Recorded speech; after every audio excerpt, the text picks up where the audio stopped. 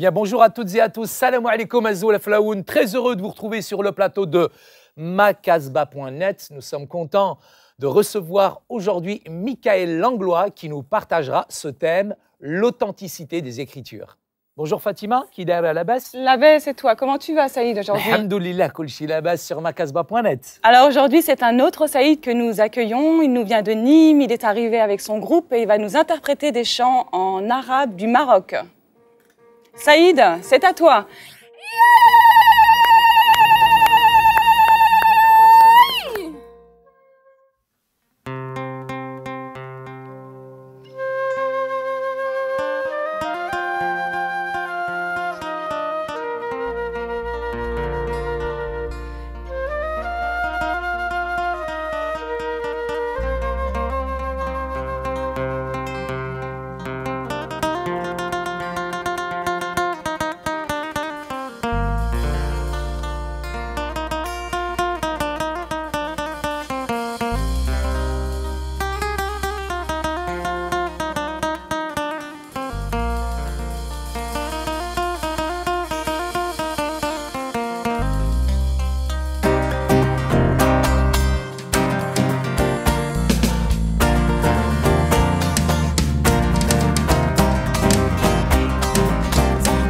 لله ودير الخير تلقاه في الدنيا حبعتو عاونو كل معاه افتح قلبك لله ودير الخير تلقاه في الدنيا حبعتو عاونو كل معاه ياك الله خلقنا كاملين ليه القوة وليه الجاه كل مسح فدانا كاملين حتبغانا نعيشو معاه ياك الله خلقنا كاملين له القوة وليه الجاه كل مسح فدانا كاملين حتبغانا نعيشو معاه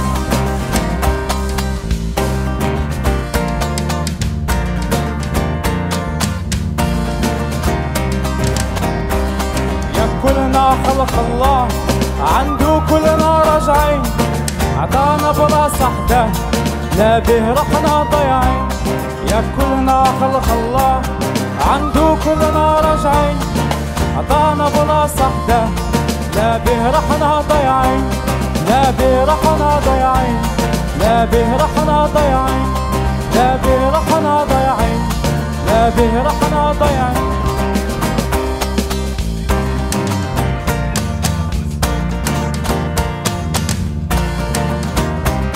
يا كلنا خلق الله عنده كلنا راجعين عطانا بلاص وحده لا به رحنا ضيعين يا كلنا خلق الله عنده كلنا راجعين عطانا بلاص وحده لا به رحنا ضيعين لا به رحنا ضيعين لا به كلنا ضيعين لا به كلنا ضيعين لا به كلنا ضيعين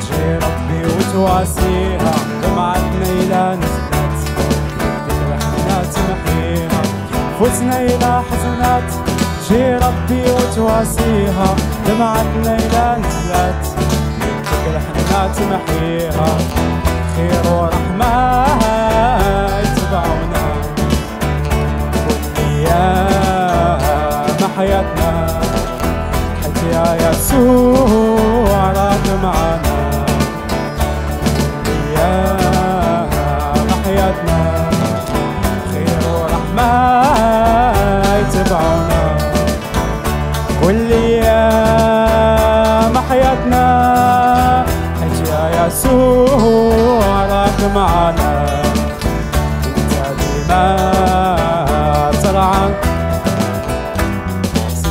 sont attristés, tu viens nous consoler. Si nos corps sont fatigués, tu viens et tu guéris. Si nos âmes sont attristées, tu viens nous consoler. nos corps sont fatigués, tu viens et tu guéris. Car toi Jésus, tu es présent tous les jours de ma vie. Toi l'Éternel, mon berger, je n'en manquerai de rien. Car toi Jésus, tu es présent tous les jours de ma vie. Toi l'Éternel, mon berger, je n'en manquerai de rien. Ces âmes sont attristées, tu viens nous consoler. Si nos corps sont fatigués, tu viens et tu guéris. Ces âmes sont attristées, tu viens nous consoler. Si nos corps sont fatigués, tu viens et tu guéris. Car toi Jésus, tu es présent tous les jours de ma vie. Toi l'Éternel, mon berger, je n'en manquerai de rien. Je n'en manquerai de rien. Je n'en manquerai de rien.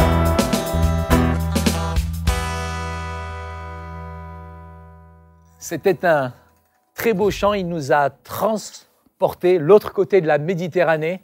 Je pouvais déjà voir la ruelle de Casablanca, Choua, Reht el Bled. Ils sont marocains, ils sont français, ils sont de différents horizons et c'est ça la Casbah. Vous êtes toujours sur macasbah.net.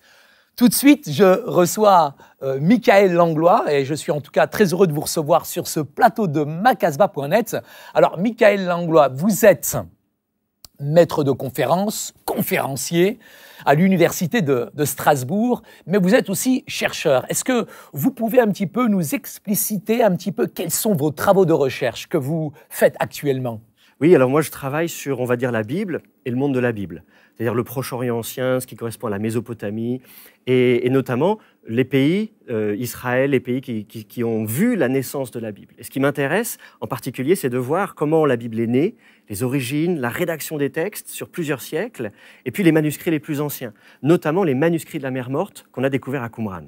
Alors, c'est très intéressant parce que, venant d'un arrière-plan musulman, la première chose qui m'interpelle justement dans le message de la Bible, la première chose qu'on m'a enseigné en fait, c'est que la Bible a été falsifiée. Et c'est vrai que à la lecture de la Bible, j'ai retrouvé quand même beaucoup de variantes. Et ces variantes sont une faiblesse, sont une force aujourd'hui. Et même, je me souviens que j'argumentais beaucoup avec les chrétiens pour mettre en exergue un petit peu les différentes variantes que je trouvais, quoi. Ah oui, alors, parler de falsification, c'est quand même un peu fort. Je ne crois pas que les variantes qu'on trouve dans les manuscrits, on puisse qualifier ça de falsification. Je pense plutôt qu'au contraire, ça montre une recherche de perfection. La plupart des modifications qu'on trouve, alors c'est vrai qu'il y a deux types de modifications, deux types de variantes. Il y a des variantes qui sont dues à des modifications intentionnelles, c'est-à-dire qu'à un moment donné, un rédacteur a cherché à améliorer le texte. Il a dit, tiens, je vais l'adapter, le contextualiser, je vais le clarifier. Peut-être il a trouvé un mot qui était pas très clair, il dit, je vais le remplacer par un synonyme qui est plus clair. Et donc, on voit comme ça que le texte évolue. De la même manière que si vous écrivez un livre ou si j'écris un livre, je vais le remettre sans cesse sur le métier à tisser pour dire, tiens, finalement, je pourrais retravailler ce paragraphe, retravailler cette phrase. Donc, ces variantes-là, elles ne cherchent pas du tout à falsifier le texte. Elles cherchent au contraire souvent à l'améliorer. Il y a aussi des variantes qui sont des variantes accidentelles. Moi, si je recopie un texte, il m'arrive de faire des erreurs, mon œil peut sauter. Peut-être quand on lit un livre, des fois on arrive à la fin d'une ligne, et puis on veut aller à la ligne suivante, et puis sans faire attention, on saute une ligne. Eh bien, ça arrive aussi parfois quand on copie un manuscrit. À l'époque, la photocopieuse n'existait pas, l'informatique n'existait pas, donc l'erreur est humaine, et les scribes, en recopiant le texte, parfois faisaient des erreurs. Mais là encore, c'est pas non plus de la falsification, c'est parfaitement accidentel, et souvent on essayait de le corriger derrière. Alors, moi, je voudrais juste comprendre quelque chose. Vous, chrétiens, il serait peut-être temps quand même que vous vous mettiez d'accord, je dirais, sur un certain nombre de livres. J'étais en contact avec des orthodoxes, j'étais en contact avec des catholiques, des protestants, et chacun un certain nombre de livres, mais c'est quand même assez impressionnant quand même. Alors, est-ce que la Bible, elle est réellement la parole de Dieu quelque part? Alors, c'est vrai que chaque église chrétienne a une Bible qui est légèrement différente. C'est-à-dire qu'il y a des livres qui sont en commun, et puis certaines églises lisent d'autres livres ou pas. Et le choix des livres qui composent la Bible, on appelle ça le canon, eh bien, c'est pas le même. Et ce qui est intéressant, d'ailleurs, c'est que toutes les églises ne se sont pas forcément officiellement prononcées. L'Église catholique romaine, elle s'est prononcée au XVIe siècle de notre ère en disant « voilà exactement la liste et l'ordre des livres que nous mettons dans la Bible ». D'autres églises n'ont pas forcément statué sur la question. Les orthodoxes ont une tradition où ils lisent des livres, mais n'ont pas forcément non plus statué officiellement sur un canon. Et les églises d'Orient non plus. L'église d'Éthiopie a encore plus de livres. Alors c'est vrai que ça peut surprendre. Effectivement, quelqu'un qui découvre la Bible pour la première fois, il peut se dire, mais finalement, il y a plusieurs Bibles, laquelle est la bonne ? Ça peut être la question qui peut se poser. Alors, moi, j'ai envie de répondre, toutes sont bonnes, c'est-à-dire que le message fondamental, il est commun. Tous les chrétiens sont unis autour d'un même message, et c'est le message de l'Évangile, c'est-à-dire la venue de Jésus sur terre, qui est lui-même la parole de Dieu incarnée, et qui vient pour sauver l'humanité, qui vient livrer sa vie pour apporter la vie éternelle à tous. Et c'est ça le message fondamental, et celui-là, il ne change pas. Vous pouvez prendre n'importe quelle Bible, il est là. Alors, Michael, vous me parlez d'un livre qui s'appelle la Bible, et chez nous, je dirais, venant d'un arrière-plan musulman, ce livre, il est tellement sacralisé, il est quelque part intouchable. Et cette Bible que vous avez, quelque part, on voit qu'il y a des variantes. Il y a même, j'ai retrouvé le psaume 151 qui ne se retrouve pas dans d'autres Bibles. C'est quand même, je dirais, assez choquant. Comment on peut retrouver le psaume 151 dans certaines Bibles et d'autres Bibles, finalement, on peut chercher encore pendant des siècles. Et oui, alors le texte biblique, il n'est pas figé avant une période assez tardive. C'est au bout d'un moment, comme je disais tout à l'heure, au bout d'un moment, on se dit, bon, il faut qu'on se mette d'accord sur quel livre doit être... Il serait peut-être temps que vous mettiez d'accord. Mais ça, bon, cela dit, ça a été fait. Aujourd'hui, il n'y a plus personne n'envisage de rajouter des livres dans la Bible. Je parle de ce qui s'est passé il y a très longtemps. Il y a quand même des travaux, il y a quand même des fouilles archéologiques, et il y a des choses qui, dans le temps, se sont rajoutées. Mais, excusez-moi, on va rajouter jusqu'à combien de temps ? Non. Là, aujourd'hui, on ne cherche plus du tout à rajouter des livres. La question du psaume 151 est intéressante. Le psaume 151, c'est vrai que dans la Bible hébraïque, il y a 150 psaumes. Et simplement, dans les Bibles anciennes, dans des Bibles chrétiennes anciennes, en grec, par exemple, on avait un psaume 151. Dans des Bibles syriaques, on allait jusqu'au psaume 155. Ah oui, donc il y en avait plusieurs comme ça. Et ce qui prouve bien qu'on n'était pas forcément sûr. Tout le monde était d'accord pour dire il nous faut un livre qui s'appelle le livre des psaumes. Maintenant, quels sont les psaumes qu'on va mettre dedans précisément, dans quel ordre on va les mettre, ça, c'est des décisions qui sont intervenues assez tardivement. Quand on a découvert les manuscrits de la mer Morte, on a découvert beaucoup de manuscrits du livre des psaumes. Découverte d'ailleurs par un petit Palestinien. Oui, ça fait plaisir quand même. Absolument, oui, absolument. En 1947, on a retrouvé dans des grottes au bord de la mer Morte, en Palestine, on a retrouvé des centaines de manuscrits. Et donc, parmi ces manuscrits, on a plus de 200, 230 manuscrits des livres de la Bible hébraïque, dont notamment un grand nombre de manuscrits du livre des psaumes, une quarantaine d'exemplaires du livre des psaumes. Et alors, ce qui est intéressant, c'est que dans certains de ces manuscrits, eh bien, l'ordre des psaumes n'est pas toujours celui que l'on connaissait dans nos Bibles. Il y a un manuscrit du livre des psaumes qui est préservé à Paris, au musée Bible et Terre Sainte. Et alors, on voit le psaume 33, et à la fin du psaume 33, on s'attend à trouver le psaume 34. Eh bien non, on va directement au psaume 35. Ça veut dire qu'à l'époque, là je parle il y a 2000 ans, on s'était pas encore forcément mis d'accord en disant quels sont les psaumes qui doivent être dans la Bible et dans quel ordre. Et dans un des rouleaux des psaumes, à Qumran, on a le psaume 151 en hébreu, pour la première fois. Alors qu'avant on le connaissait en grec, on le connaissait en syriaque, dans d'autres langues aussi, en latin, mais on ne l'avait pas dans la langue d'origine, qui est l'hébreu. Alors la question de savoir est-ce que le psaume 151 doit être dans la Bible ou non, ça, on peut en discuter. La nouvelle édition de la traduction écuménique de la Bible, qui est parue tout récemment, a inclus le psaume 151 parce que ce psaume, effectivement, est lu par des chrétiens orthodoxes. Mais vous pouvez le lire, c'est très bien, ça raconte l'histoire de David. Il n'y a aucun problème majeur, théologique majeur dans ce psaume. Vous pouvez le lire ou ne pas le lire. Votre foi ne va pas être fondamentalement ébranlée par rapport à ça. C'est plutôt l'intérêt de voir un petit peu cette documentation, cette littérature biblique qui, justement, s'enrichit petit à petit. C'est surtout ça qui est intéressant, même pour quelqu'un qui va dire « moi, je préfère ne pas lire le psaume 151 » ou plutôt ne pas le considérer comme un psaume biblique. Vous pouvez le considérer comme apocryphe, c'est le terme qui est utilisé pour désigner les livres qu'on met de côté, qu'on écarte du canon biblique, mais vous pouvez quand même le lire, ce sera quand même enrichissant. Merci Michael pour ces éclaircissements.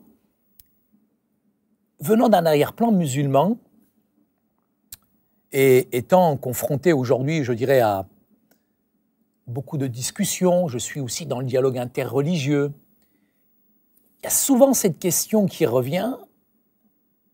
Vous avez plusieurs Bibles. Vous avez une Bible d'Arbiste. Vous avez une seconde, Louis II, révisée, 2004, 2005, 2040. J'ai même trouvé, on l'a dit, ma parole d'honneur, j'ai même trouvé une Bible Thompson. Vous êtes financé par les Américains ou quoi? Vous avez combien de Bibles finalement? Oui, alors ça, c'est des traductions de la Bible en français. Attendez, c'est des traductions, mais il n'y a pas une... Nous, en tant que musulmans, nous n'avons qu'un seul Coran.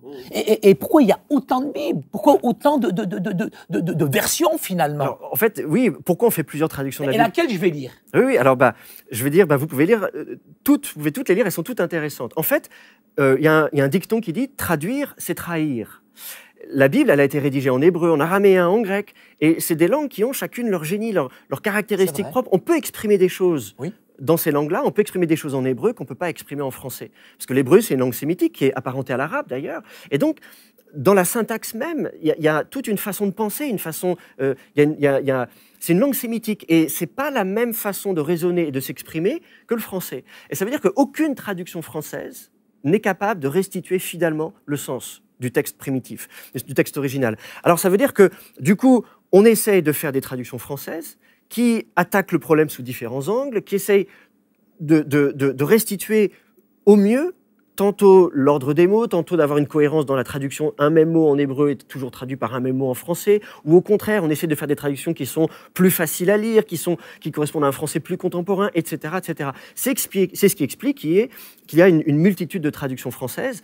En fait, je pense que le but à chaque fois, c'est de faire honneur au texte. C'est là encore pas du tout de tromper le lecteur, c'est pas du tout de l'écarter de la lecture de la Bible. Au contraire, le but, c'est de l'enrichir, c'est de lui apporter une meilleure lecture du texte biblique. Pour moi, l'idéal, évidemment, c'est d'apprendre les langues bibliques, évidemment, et c'est ce qu'on enseigne.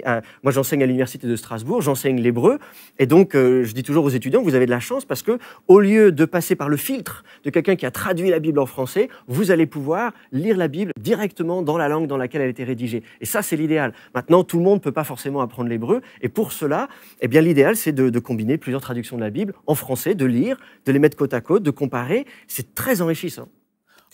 C'est pas toujours évident quand même de comprendre. La première fois que j'ai lu les évangiles, Matthieu, Marc, Luc, Jean, c'est difficile pour moi parce que, venant d'un arrière-plan et d'une culture arabo-musulmane, l'évangile chez nous, il est au singulier, il n'y a pas de pluriel. C'est pas évident quand même à comprendre. Vous comprenez, pour un novice, pour quelqu'un qui découvre la première fois la Bible. Oui, non, c'est vrai, c'est fabuleux. Et c'est vrai, on pourrait dire, c'est quand même un peu surprenant. Finalement, si on va avoir un texte qui a autorité, autant qu'il n'y ait qu'une seule voix, un seul discours, une cohérence parfaite, comme ça écarte tout soupçon, tout doute. Eh bien, il semblerait que ce n'est pas ce que Dieu veuille. Manifestement, Dieu, si on croit que la Bible est inspirée, ça veut dire que Dieu a permis qu'il y ait plusieurs évangiles, plusieurs récits de la vie de Jésus par différentes personnes. Il y en a 4 dans le Nouveau Testament. Et c'est vrai qu'il y a eu des tentatives dans l'histoire du christianisme, à un moment donné, d'harmoniser les 4. Hein. Il y a le diatessaron qui a été fait, enfin je vous passe les détails, mais il y a eu des tentatives comme ça de compiler les 4 évangiles, mais finalement ça n'a pas été retenu. Pourquoi ? Parce que Dieu parle à travers des hommes et il nous laisse, chacun d'entre nous, nous exprimer sur la façon dont on perçoit les choses, dont on ressent les choses. Et s'il y a 4 évangiles, c'est parce que finalement, il y a 4 points de vue, 4 angles. Par exemple, ici sur ce plateau, il y a différentes caméras qui nous filment sous différents angles. Eh bien, c'est la même chose. Vous filmez Jésus, si vous le filmez que sous un seul angle, c'est un petit peu plat, ça manque de relief. Aujourd'hui, quand on va au cinéma, on va voir des films en 3D. Eh bien, le fait d'avoir 4 évangiles, ça permet de mettre la vie de Jésus en relief, de la voir sous différents angles qui viennent se compléter, qui viennent s'enrichir. Et pour moi, il y a vraiment un message profond dans le fait même qu'il y ait plusieurs évangiles et qu'on n'ait pas forcément cherché à réconcilier tous les petits détails. Et on a le même phénomène dans la Bible hébraïque, dans l'Ancien Testament, où on a parfois le même récit dans le livre des Rois et dans le livre des Chroniques, avec des détails qui changent, parce qu'il y a des perspectives différentes, parce que les gens qui écrivent viennent de milieux différents, donc ils adaptent le message au milieu dans lequel ils sont pour que le message qu'ils vont faire passer soit plus facile à recevoir, à développer et à transmettre dans leur milieu respectif. Et ça montre, pour moi, c'est encore un signe de richesse. C'est pas une faiblesse, le fait qu'il y ait 4 évangiles, c'est pas une faiblesse. Pour moi, c'est vraiment une richesse. C'est impressionnant. Une autre question, la première fois que j'ai osé, on va dire, parce que bon, j'avais quand même peur, j'avais quand même des craintes, il y a tout mon arrière-plan. La première fois que j'ai pris une Bible, j'ai commencé par la Genèse. Je suis parti en Exode pas mal de temps, mais arrivé à un moment, en lisant cette Bible, je me suis retrouvé presque au milieu avec une page blanche, une page toute blanche qui séparait finalement ces deux livres. Je dis, mais qu'est-ce qui se passe avec ces chrétiens? Pourquoi cette page blanche, elle est là en plein milieu, elle sépare un livre de l'autre livre? Parce que chaque livre a été rédigé séparément. On le voit très bien dans la Bible, les livres sont... Pourquoi un Ancien? Pourquoi un Nouveau Testament? La Bible n'est-elle pas la parole de Dieu? Alors, oui, c'est-à-dire qu'il y a différents livres dans la Bible. Ces livres ont été rédigés et transmis par des communautés différentes. Et en particulier, quand on arrive dans le Nouveau Testament, les premiers chrétiens sont des Juifs. Et donc, ils partagent les croyances de leurs contemporains. Mais la spécificité des disciples de Jésus, c'est qu'ils disent « Nous avons trouvé le Messie », c'est-à-dire le Sauveur. Et à l'époque, au 1er siècle de notre ère, la plupart des Juifs attendent la venue du Sauveur, la venue du Messie. Et certains se posent la question, on l'attend, de qui s'agit-il? Et il y a plusieurs candidats. C'est un peu comme dans certaines émissions de télé, on fait des castings. Et bien là, c'est pareil, il y a un petit peu des castings, on se dit, mais qui va être le Messie? Et tout le monde n'est pas d'accord là-dessus. La caractéristique propre des disciples de Jésus, c'est de dire, nous sommes Juifs comme les autres. Mais notre spécificité, c'est que nous pensons que c'est Jésus de Nazareth, le Messie. Et dès lors, ils produisent cette littérature, les évangiles, les actes des apôtres, les épîtres, qui expliquent leur foi, leur spécificité. Et ces livres-là, eux les reçoivent, mais les autres Juifs, qui eux ne reconnaissent pas en Jésus le Messie, ils ne veulent pas de ces livres. C'est pour ça que dans la Bible hébraïque, lue par les Juifs, il n'y a pas ces livres qu'on appelle le Nouveau Testament. Merci, Michael. J'ai plusieurs ouvrages à présenter ici. Celui-ci, Le secret des manuscrits de la mer morte, vraiment un très beau livre, en tout cas que vous conseillez à nos amis auditeurs, auditrices, en tout cas de macasbah.net. Il y a un autre ouvrage qui est assez intéressant, Le jeune héros. Oui, qui vient de paraître. Oui. Qui vient tout juste de paraître. Et vous pouvez peut-être un peu nous expliquer petit peu ce qu'on retrouve à l'intérieur de ce livre? Oui, c'est-à-dire qu'on s'intéresse à la figure du jeune héros dans la littérature. Pensez à des personnages bibliques comme Samson, comme David, comme Daniel. C'est des jeunes héros qui accomplissent des exploits. Et on en retrouve aussi dans d'autres littératures en dehors de la Bible. Je vous disais tout à l'heure, je travaille sur la Bible, mais également sur le monde de la Bible. Et c'est intéressant de comparer justement comment, dans les textes bibliques, mais aussi à l'extérieur de la Bible, on présente ces figures de jeunes héros. C'est l'objet de ce livre. Alors celui-ci a attiré mon attention, le premier manuscrit du livre d'Enoch. Alors, je ne savais pas qu'il y avait le livre d'Enoch. Oui, voilà. Alors, ça fait partie de ce qu'on appelle les apocryphes. C'est des livres qui ont été exclus de la Bible. C'est un texte apocryphe qui est en dehors du canon biblique. Voilà, sauf pour les chrétiens d'Éthiopie qui, eux, ont le livre d'Enoch dans leur Bible. C'est les seuls chrétiens qui ont ce livre dans leur Bible. Alors, le dernier, c'est la bibliothèque de Qumran. Apparemment, vous êtes aussi chercheur, vous faites un travail excellent. Oui, c'est ça. Alors ça, c'est un projet vraiment très intéressant. On essaie de publier en français, en fait, de faire une édition bilingue de l'ensemble des manuscrits de la mer morte, dont on a parlé tout à l'heure. Et donc, l'idée, c'est que dans cette collection, qui va comprendre une dizaine de volumes, et qui est co-dirigée, on est 3 à co-diriger cette publication, avec une collègue du CNRS et un collègue de l'Université de Strasbourg. Et donc, l'idée, c'est d'avoir le texte original sur la page de gauche et une traduction française sur la page de droite. Et l'idée, c'est de montrer en quoi tous ces textes enrichissent nos connaissances sur le judaïsme ancien, sur la Bible hébraïque, et également sur la naissance du christianisme et du Nouveau Testament. Merci à Michael en tout cas. Je pense que tu m'as vraiment aidé dans la compréhension en tout cas du texte biblique aujourd'hui. Et j'invite tous nos amis auditrices et auditeurs en tout cas à aller sur le site de michaellanglois.fr. Que Dieu vous bénisse et que ça suscite en vous véritablement cette recherche ardente de la Bible, de la sainte parole de Dieu. On termine avec DJ Smooth LS. Et chers amis de la Casbah, pour finir en musique, ce morceau qui est intitulé Source de vie, comme la parole de Dieu, la Bible. Ciao.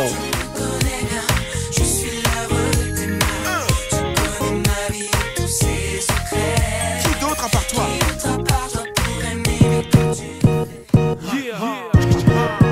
Macasbah.net.